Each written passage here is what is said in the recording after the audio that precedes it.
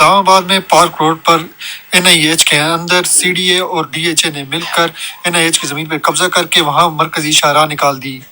جس کی وجہ سے سینکڑوں درخت کاٹ دیے گئے۔ اب واضح رہے کہ ایک ماہ سے زیادہ عرصے کے دوران اسلام آباد میں 30,000 سے زائد درختوں کو کاٹا گیا ہے، جس سے ماحولیاتی اثرات انتہائی شدید ہو گئے ہیں۔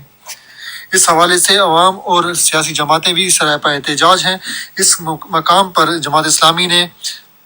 اپنا احتجاجی پریس کانفرنس رکھی اور جماعت اسلامی اسلام آباد کے امیر نصر رنداوا نے کہا کہ اسلام آباد لاوارث ہے، جس کی وجہ سے ہر کوئی اس کو تباہی کی طرف لے کر جا رہا ہے۔ تو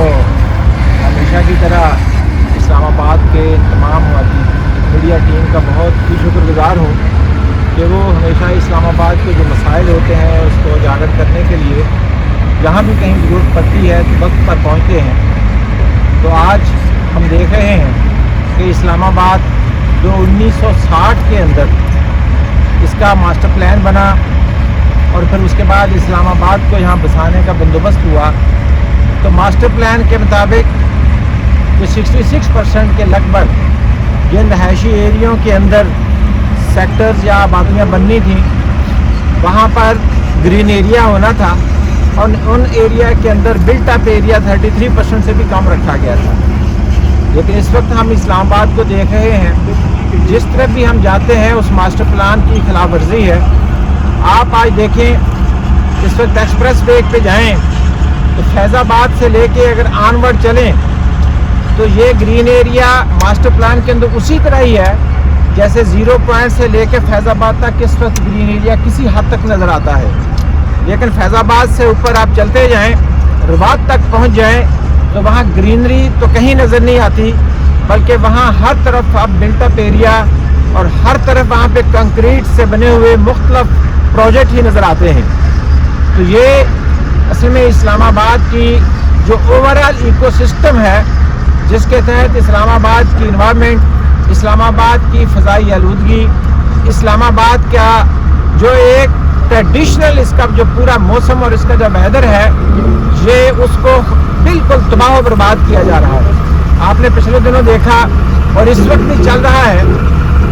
کہ 0 پوائنٹ کے اوپر 0 پوائنٹ کی دونوں سائڈوں کے اوپر ایکس سیکٹرز کی طرف بڑے بڑے درخت کاٹ کر بہت پرانے اور ہیوی قسم کے درختوں کو کاٹنے کے بعد وہاں پہ بہت بڑی کنسٹرکشن ہوئی ہے، وہاں پہ انہوں نے بسوں کے اڈے بنائے ہیں۔ اسی طرح آپ نے یہ بھی اس وقت جا کر دیکھیں تو ایکسپریس وے کے اوپر جو شکرپڑیاں چوک ہے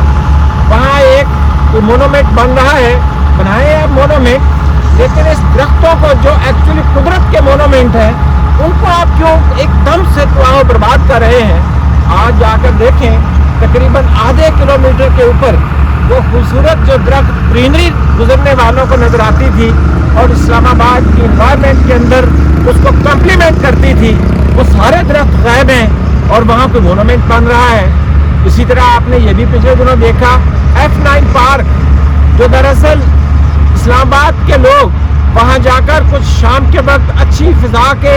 لیے وہاں پہ واک کرنے کے لیے اور تھوڑی ریکریشن کے لیے جاتے ہیں، وہاں پہ بھی ہزاروں کے حساب سے درخت کاٹ کر اور وہاں اس کو بھی جو ہے نا وہ جاڑا جا رہا ہے۔ اسی طرح سے آپ نے یہ بھی دیکھا D12 والی سائڈ کے اوپر، ماگلا روڈ کی سائڈ کے اوپر جو سب سے کم قیمت جس کی قیمت کیا، جس کو سمجھا جاتا ہے کہ یہ بس ہمارے راستے کی رکاوٹ ہیں،